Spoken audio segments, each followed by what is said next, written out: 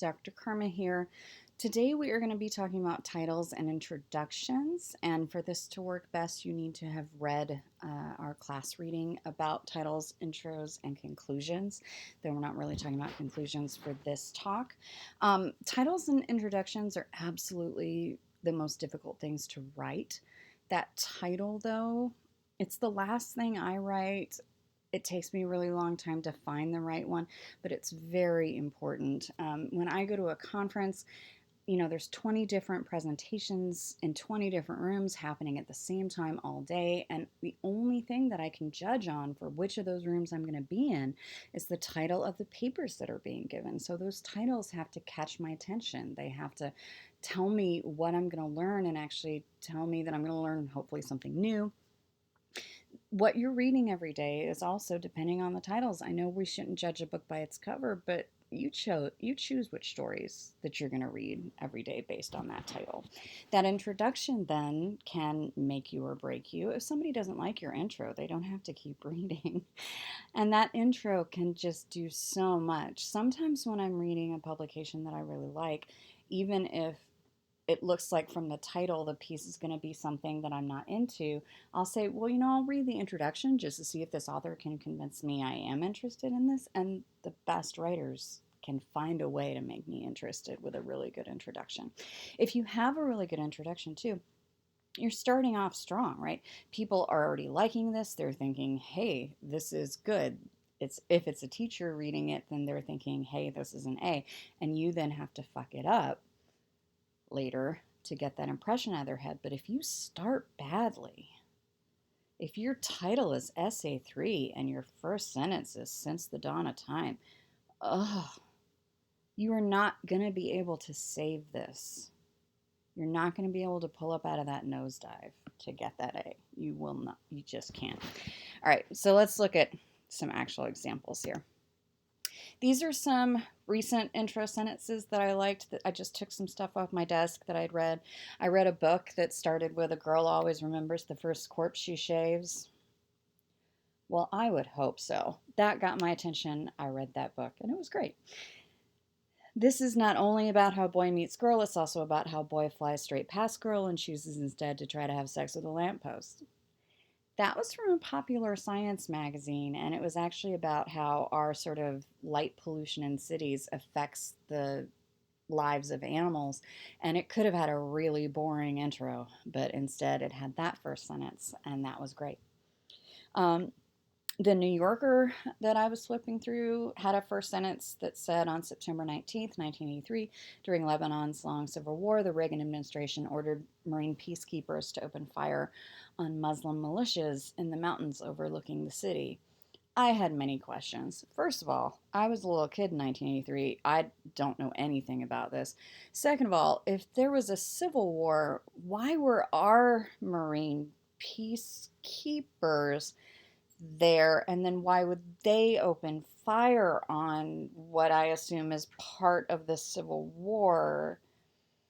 Just so many questions. And so, of course, it got my attention, and then I read it and I learned about it. Another article, the nurse was working in the neonatal intensive care unit where newborns with serious health conditions are treated and monitored.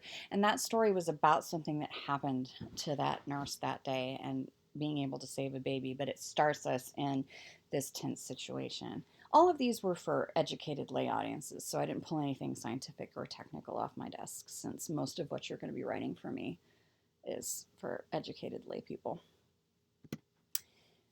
Why did you need to do the reading that goes along with this? Well, and I have a big paragraph about it here. Just like with the 5-paragraph essay, if you're just going to keep giving me what you were giving teachers in middle school and high school, that's just not going to cut it. This is advanced.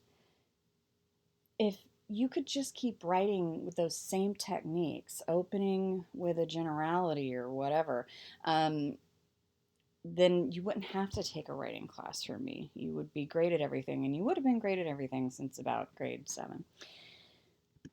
Most teachers that I know of in high school and middle school just sort of tell you to start with a hook.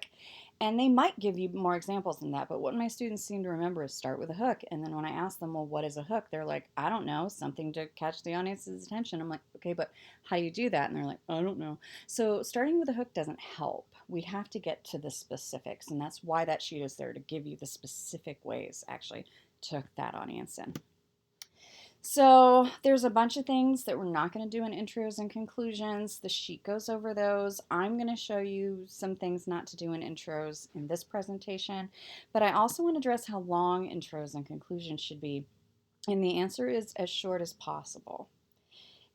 They need to do things like your intro needs to set your tone, it needs to be on the topic. Your thesis doesn't have to be there, but the topic has to be there, and it needs to catch your attention. If you can do that in a sentence or two, do it in a sentence or two. That's going to be strong. The way we screw these up is we try to make them longer. So maybe you have a perfectly fine intro, it's 3 sentences, but then you say, oh no, my paragraph must be longer for some reason that's not real. And so that's where you add silly questions, that's where you repeat yourself, and we just don't need to do that. Shorter is better. Okay, so to take us through the examples of titles and intros, I would like you to imagine that I'm going to write a persuasive essay about HPV. HPV is a sexually transmitted infection, a venereal disease. It causes many types of cancer, but we have a vaccine for it. And so I'm writing to parents about why they should get their teenagers this vaccine. And I'm basing it there because, of course, it's best if you get it when you're a teenager. Okay, so let's look at some titles. Oh, I went too far. What is HPV? Vaccines. What is the HPV vaccine and should your teenager get it? HPV. Why you should get your teenagers vaccinated for HPV, the benefits of HPV vaccines. So the weakest one is just vaccines. This is not about vaccines. Even if it were about vaccines, plural, I would not have this as a title. This is also not just about HPV, because if you just title it that, then it's sort of like, I'm just going to tell you what it is. Like, you can just go read the Wikipedia article. It's not just the definition. What is HPV? Same problem there. The benefits of HPV vaccines is better than those other 3, but I'm not just sort of giving you an informal, meaning to inform essay about the benefits of HPV.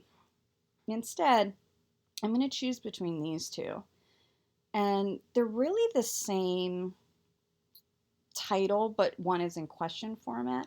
And even though questions don't often work well in your introduction, they can work well in your title, especially in news titles. So, what is the HPV vaccine and should your teenager get it? Now, that might be a persuasive essay or an informational one. Why you should get your teenagers vaccinated for HPV, you can tell that I'm definitely going to take a side and persuade you. So I'm going to use one of those. There are a bunch of terrible ways that we could open this paper. We could start with a generality. Since the dawn of time, humans have given each other venereal diseases. Ugh. Stop it. Dictionary definitions. So I went to dictionary.com, and this was the first line. It just tells you what the acronym means. That is a terrible way to get someone's attention.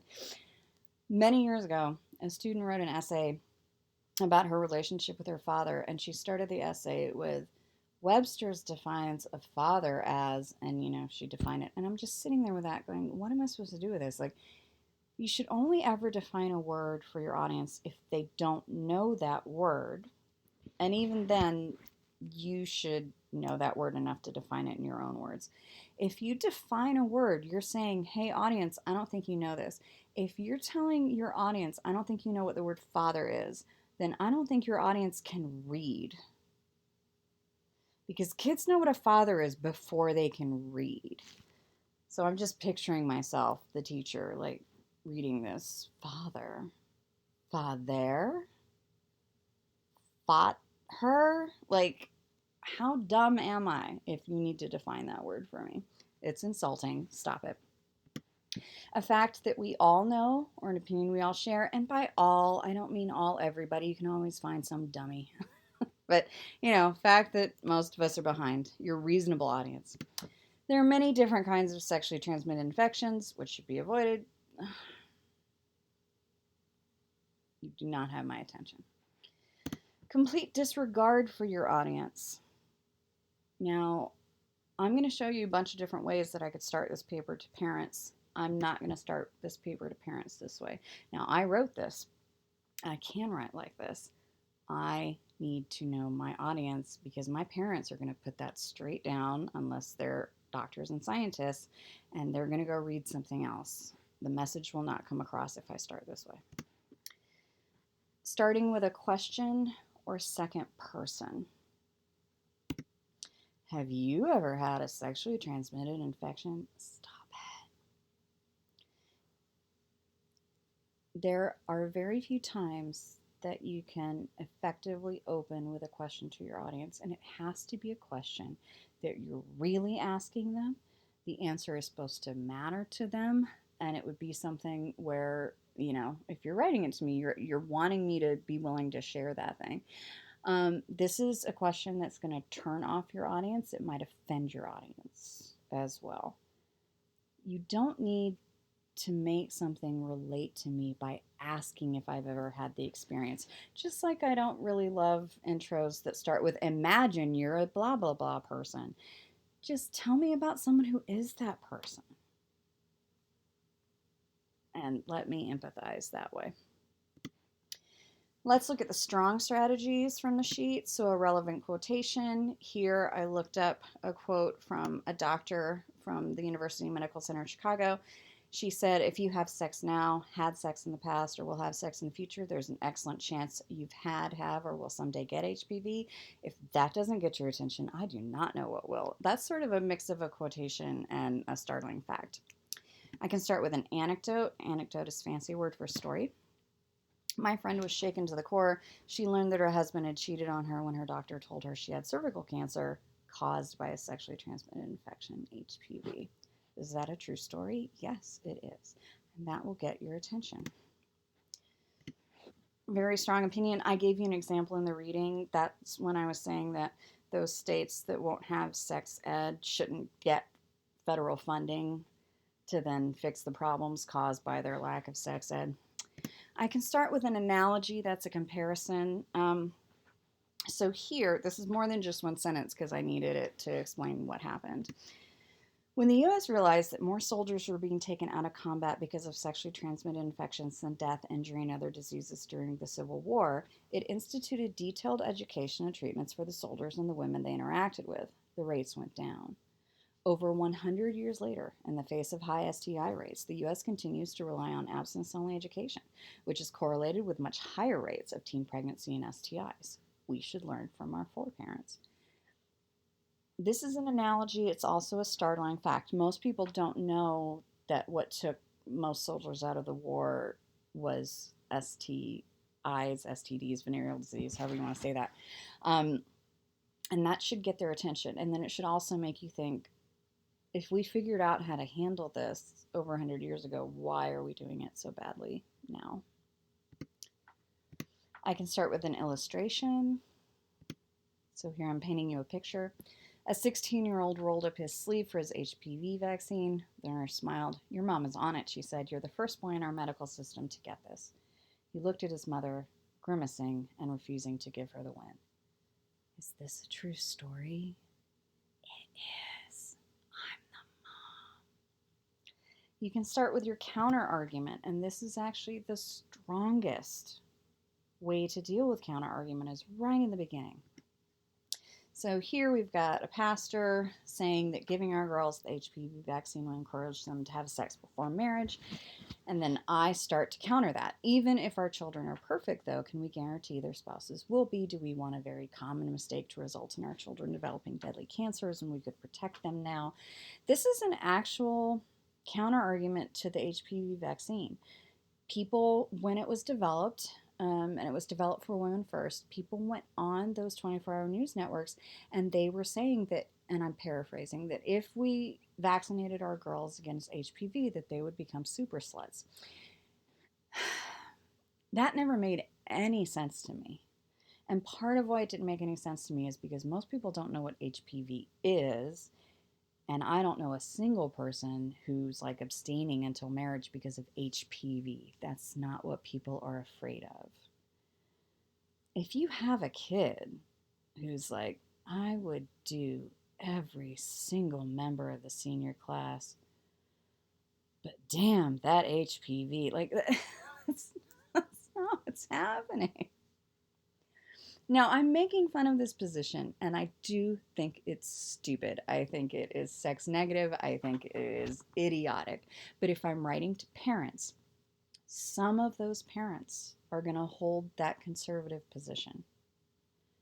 And so you see what I say here is, but what if your kid does only have sex with their spouse, but their spouse does something wrong? Do you really want your kid to get cancer because their spouse cheated once? And even if your kid made a mistake, surely as a parent, you would not want your child to die of cancer because they did what you consider a mistake, which was to have sex outside of marriage. You wouldn't want your kid to do that. So I'm counting on these people who hold a very different view of sex and sexuality than I do to still hold the same love for their kids that I do. And so I'm going to write to them in this way. We can open with, as I've said, a surprising fact. Here's a bunch of them, actually. According to the CDC, HPV is so common that nearly all sexually active people get it at some point in their lives. Further, HPV is responsible for more than 90% of anal and cervical cancers, about 70% of vaginal and vulvar can't say that word today, cancers, and more than 60% of penile cancers. 260,000 people died of cervical cancer worldwide in 2005. That's from the WHO. These facts are not surprising to my medical audience, so I could use this opening for my lay audience. I could not use it for doctors. They know this. They'd be like, yes, duh, we know, move on. So when you're thinking about startling fact, you have to have understanding of what your audience knows and believes. Now, for all of the intros I've gone through, I would do all of those. Then I would talk about what exactly HPV is and how it gets passed between us. And then what are the cancers that it causes and exactly how and what can we do to prevent it and how does the vaccine do that and at what age should you get the vaccine? And I would do all that stuff, but I'm not going to start with the boring background, the boring science. Not that I find it boring, but my audience might find it boring. So I'm going to start with something that's going to get their attention. A lot of it, notice, is I'm using pathos right in the beginning. I'm wanting parents to feel some fear on behalf of their child. And I'm going to then get them to learn about this by using the pathos, the pathos, it's pronounced both ways, as we go through. I'm going to end you with this. If you didn't know about this before, you know it now. So tell everybody, get vaccinated if you haven't and you're still eligible. Tell your friends and everybody to get vaccinated. This is available for girls and boys now. And as I said, when it came out for girls, they said that we should definitely not use it because it will make our daughters slutty. They did not say a damn thing about boys, and that is because we live in a culture with a sexist double standard. So, as you're getting the HPV vaccine, fight sexism too. All right, thanks.